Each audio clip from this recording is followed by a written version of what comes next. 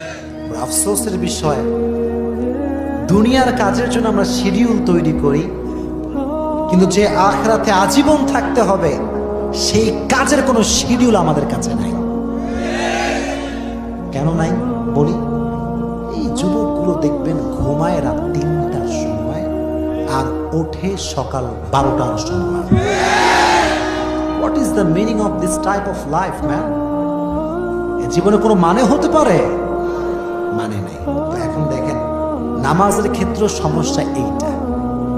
নামাজ যে আমাদের লাইফের একটা গুরুত্বপূর্ণ চ্যাপ্টার, গুরুত্বপূর্ণ একটা অংশ, এটা অনেকে বুঝেও বুঝতে চায় না। আর নামাজ ধরেও আবার কেন ছেড়ে দেয়, কারণটাকে বুঝতে